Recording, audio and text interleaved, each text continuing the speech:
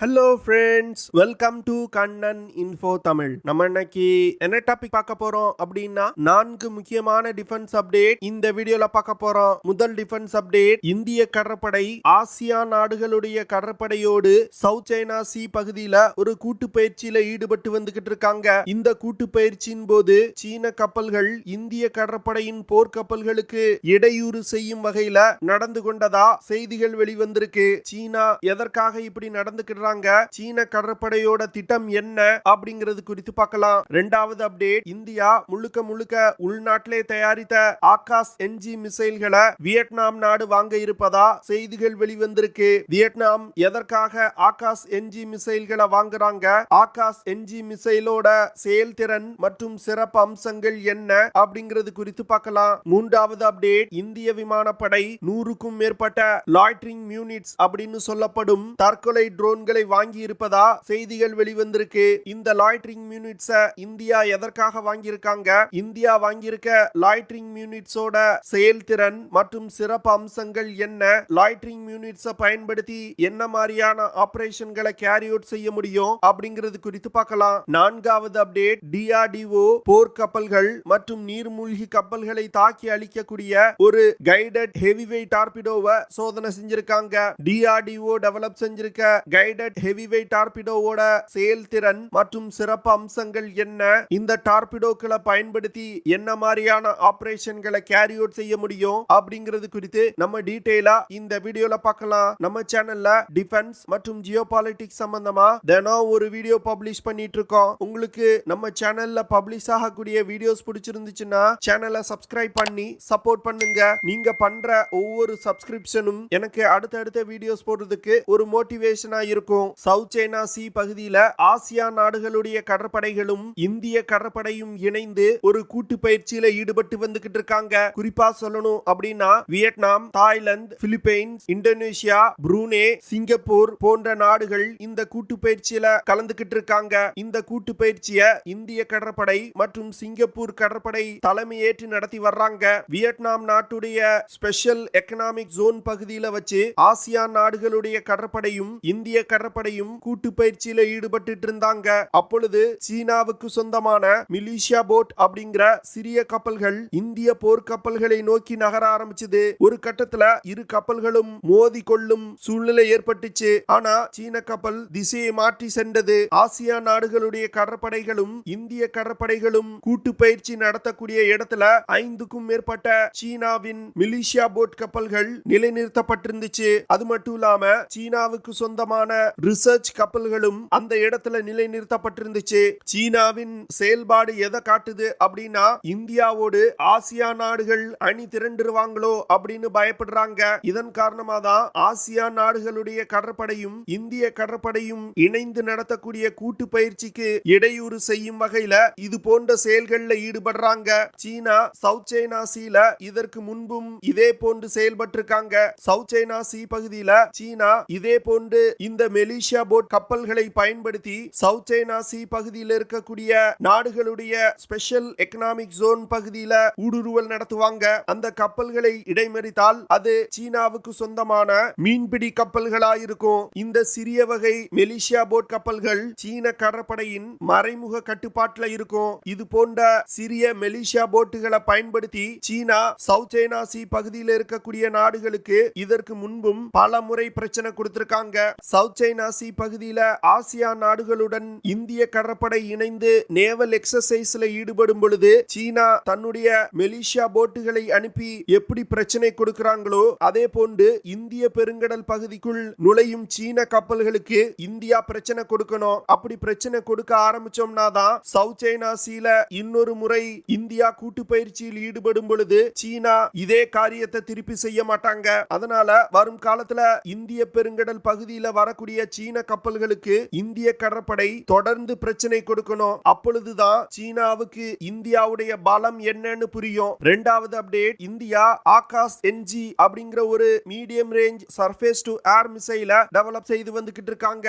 Akash NG மிசைல DRDO நிறுவனம் develop செஞ்சிருக்காங்க. இந்த மிசைல பாரத் டைனமிக்ஸ் லிமிடெட் மற்றும் பாரத் எலக்ட்ரிக்கல் லிமிடெட் நிறுவனங்கள் இணைந்து தயாரிக்கிறாங்க. ஆகாஷ் என்ஜி மிசைல் இன்னும் டெவலப்மெண்டல் ஸ்டேஜ்ல தான் இருக்கு. பயன்படுத்திருக்கு. இதற்கு முன்பு ஆகாஷ் NG மிசைல்கள் 3 முறை வெற்றிகரமா சோதிக்கப்பட்டிருக்கு. இந்த சூழ்நிலையில வியட்நாம் இந்தியாவின் ஆகாஷ் NG மிசைல்களை வாங்குவதற்கு விருப்பம் தெரிவிச்சிருக்கிறதா செய்திகள் வெளிவந்திருக்கு. அதாவது வியட்நாம் இந்தியாவின் ஆகாஷ் NG மிசைல தன்னுடைய ஏர் டிஃபென்ஸ் சிஸ்டத்துல இணைப்பதற்கு திட்டமிட்டிருக்காங்க. வியட்நாம் ராணுவத்திடம் ரஷ்யாவின் S-300 ஏர் டிஃபென்ஸ் சிஸ்டம் இருக்கு. சமீபத்துல இஸ்ரேலிடம் இருந்து ஸ்பைடர் ஏர் டிஃபென்ஸ் சிஸ்டத்தை வாங்கி தன்னுடைய படையில் இணைச்சிருக்காங்க. வியட்நாம் லாங் ரேஞ்சில உள்ள ஏரியல் த்ரெட்ஸை தாக்கி அழிப்பதற்கு S-300 ஏர் டிஃபென்ஸ் சிஸ்டத்தை பயன்படுத்த போறாங்க. குறைவான தூரத்துல உள்ள ஷார்ட் ரேஞ்சில உள்ள ஏரியல் த்ரெட்ஸை நியூட்ரலைஸ் செய்வதற்கு இஸ்ரேல் நாட்டின் ஸ்பைடர் ஏர் டிஃபென்ஸ் சிஸ்டத்தை பயன்படுத்த போறாங்க. வியட்நாமிடம் மீடியம் ரேஞ்சில உள்ள ஏரியல் த்ரெட்ஸை தாக்கி அழிப்பதற்கு ஒரு ஏர் டிஃபென்ஸ் சிஸ்டம் இல்ல. அதற்காக தான் இந்தியாவின் இந்த ஆகாஷ் NG மிசைல்களை வாங்க போறாங்க. வியட்நாம் ஆகாஷ் NG மிசைல்களை அதிக அளவுல வாங்குவதற்கு திட்டமிட்டிருக்காங்க. அதனால ஆகாஷ் NG மிசைலோட தொழில்நுட்பத்தை வாங்கி உள்நாட்டிலே தயாரிப்பதற்கும் திட்டமிட்டிருக்காங்க. ஆகாஷ் NG மிசைல்னால 40 முதல் 70 கிலோமீட்டர் தூரத்துல உள்ள ஏரியல் டார்கெட்டுகளை மிக துல்லியமா தாக்க முடியும். இந்த மிசைலை இயக்குறதுக்கு dual pulse solid rocket motor பயன்படுத்தப்படுது. ஆகாஷ் NG மிசைல்னால குறைந்தபட்சமா 30 மீட்டர்ல இருந்து அதிகபட்சமா 14 கிலோமீட்டர் உயரத்துல பறக்கக்கூடிய ஏரியல் டார்கெட்டுகளை தாக்கி அழிக்க முடியும். ஆகாஷ் NG மிசைல்கள்னால டார்கெட்டை கண்டுபிடித்த அடுத்த 20 நொடிகள்ல மிசைலை லான்ச் செய்ய முடியும். இதனால கண்டுபிடிக்கப்படும் ஏரியல் த்ரெட்ஸை மிக விரைவாகவே தாக்கி அழிக்க முடியும். ஆகாஷ் NG மிசைல இலக்கை நோக்கி வழி நடத்துவதற்கு initial navigation system with two way data link system இணைக்கப்பட்டிருக்கு. இதனால டார்கெட் குறித்தான இன்புட்டை மிசைல் டார்கெட்டை நோக்கி பயணித்துக் கொண்டிருக்கும் பொழுது தரை கட்டுப்பாட்டு அறையிலிருந்து அனுப்ப முடியும். அது மட்டும் இல்லாம இந்த மிசைல் டார்கெட்டை தாக்குவதற்கு முன் இருக்கக்கூடிய 60 நொடிகள்ல ஆக்டிவ் ரடார் ஹோமிங் சிஸ்டமும் ஆக்டிவேட் செய்யப்படும். இதனால இந்த மிசைல்கள் இலக்கை மிக துல்லியமா தாக்கும். வியட்நாம் இந்தியாவின் பிரம்மோஸ் மிசைல்களை வாங்குவதற்கும் பேச்சுவார்த்தை நடத்தி வந்துகிட்டு இருக்காங்க. அதனால வரும் காலத்துல வியட்நாம் இந்தியாவின் பிரம்மோஸ் மற்றும் ஆகாஷ் NG மிசைல்களை பயன்படுத்துவதற்கு அதிக வாய்ப்பு இருக்கு. ஆகாஷ் NG மிசைல்கள் இந்த வருடத்தோட இறுதிக்குள் இந்திய படையில் இணைக்கப்பட உள்ளது. இந்திய படையில் இணைக்கப்பட்ட பிறகு ஆகாஷ் NG மிசைல்கள் வியட்நாம் நாட்டிற்கு ஆஃபர் செய்யப்படும். வியட்நாம் நாடு தான் இந்தியாவின் ஆகாஷ் NG மிசைலை வாங்கக்கூடிய முதல் கஸ்டமரா இருப்பாங்க அப்படின்னு டிஃபென்ஸ் எக்ஸ்பர்ட் சொல்றாங்க. வியட்நாம் இந்தியாவின் ஆகாஷ் NG மிசைல் டெவலப்மெண்ட்ல முதல்ல இருந்தே ரொம்ப ஆர்வம் காட்டி வந்துகிட்டு இருந்தாங்க. இந்த மிசைல் டெவலப்மெண்ட் ஒன்னொன்னையும் ரொம்ப உன்னிப்பா கவனிச்சு வந்துகிட்டு இருந்தாங்க. சமீபத்துல இந்தியா ஆகாஷ் NG மிசைல்களை சோதிக்கும் பொழுது கூட வியட்நாம் நாட்டை சேர்ந்த டிஃபென்ஸ் எக்ஸ்பர்ட்ஸ் அந்த மிசைல் சோதனையை பார்வையிடுவதற்கு வந்திருந்தாங்க. மூன்றாவது அப்டேட், இந்திய விமானப்படை 100க்கும் மேற்பட்ட ALS-50 அப்படிங்கிற ஒரு லாய்டரிங் யூனிட்டை வாங்கியிருக்காங்க. இந்த ALS-50 லாய்டரிங் யூனிட் முழுக்க இந்தியாவிலே தயாரிக்கப்பட்டது. இந்த லாய்டரிங் யூனிட்ஸை டாடா அட்வான்ஸ் சிஸ்டம் லிமிடெட் நிறுவனம் தயாரிச்சிருக்காங்க. ALS-50 லாய்டரிங் யூனிட்னால வெர்டிகல் டேக் ஆஃப் மற்றும் லேண்டிங் செய்ய முடியும். சமீபத்துல டாடா அட்வான்ஸ் சிஸ்டம் லிமிடெட் நிறுவனம் இந்த ALS-50 லாய்டரிங் யூனிட்ஸை இந்திய படையினருக்கு சோதிச்சு காமிச்சாங்க.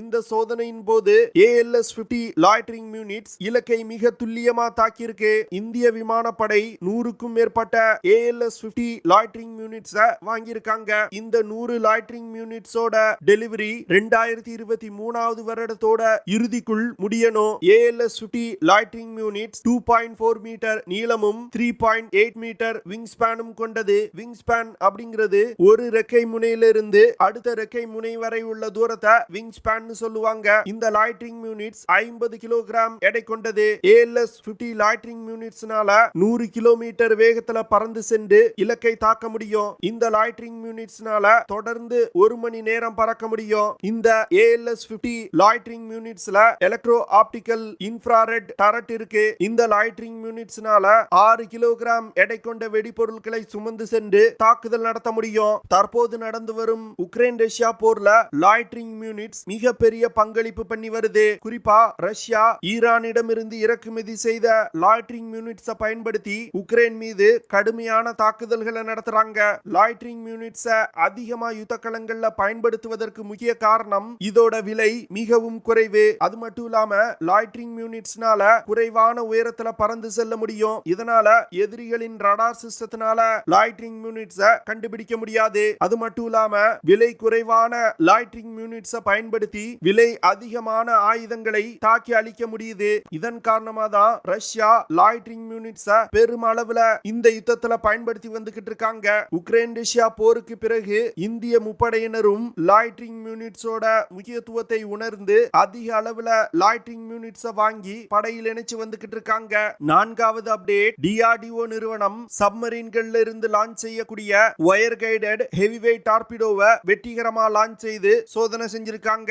இந்த சோதனைய டிஆர்டிஓ நிறுவனத்தின் துணை அமைப்பான naval science and technology laboratory வெற்றிகரமா நடத்தியிருக்காங்க. இந்த ஹெவிவெயிட் டார்பிடோவோட சோதனை விசாகப்பட்டினம்ல வச்சு நடத்தப்பட்டிருக்கு. இந்த சப்மரீன் லான்ச் ஹெவிவெயிட் டார்பிடோக்கள் மட்டும் வெற்றிகரமா டெவலப் செய்யப்பட்டு இந்திய கடற்படையில் இணைக்கப்பட்டால் இந்திய கடற்படையின் ஆன்டி சப்மரீன் வார்ஃபேர் கேப்பபிலிட்டியில ஒரு மிகப்பெரிய முன்னேற்றம் ஏற்படும். இந்த டார்பிடோக்கள்னால அதிகபட்சமா 20 கிலோமீட்டர் தூரத்துல உள்ள போர்க்கப்பல்கள் மற்றும் நீர்மூழ்கி கப்பல்களை தாக்கி அழிக்க முடியும். இந்த வயர் கைடட் ஹெவிவெயிட் டார்பிடோவை சப்மரீன்களோட டார்பிடோ டியூப்ஸ்ல இருந்து லான்ச் செய்ய முடியும். இந்தியா சமீப காலமா சிறிய வகை நீர்மூழ்கி கப்பல்கள் மற்றும் டார்பிடோக்களை டெவலப் செய்யறதுல அதிக முனைப்பு காட்டி வந்துகிட்டு இருக்காங்க. இதற்கு காரணம் சீனா 2035வது வருடத்துக்குள் தன்னுடைய கடற்படையில 5 விமானம் தாங்கி போர்க்கப்பல்களை இணைப்பதற்கு திட்டமிட்டிருக்காங்க. தற்போதைய நிலையில் சீன கடற்படை தான் எண்ணிக்கையின் அடிப்படையில உலகின் மிக பெரிய கடற்படையா இருக்கு. அதனால வரும் காலத்திலையும் சீன கடற்படையின் வலிமை தொடர்ந்து அதிகரிக்கும். இதன் காரணமா இந்தியா தன்னுடைய சீ டெனியல் கேப்பபிலிட்டியை அதிகரிக்க வேண்டிய கட்டாயம் ஏற்பட்டிருக்கு. இதன் காரணமா தான் இது போன்ற ஹெவிவெயிட் டார்பிடோக்களை இந்தியா டெவலப் செய்து வந்துகிட்டு இருக்காங்க. சமீபத்துல கூட சிறிய வகை நீர்மூழ்கி கப்பல்களையும் இந்தியா டெவலப் செய்ய ஆரம்பிச்சிருக்காங்க.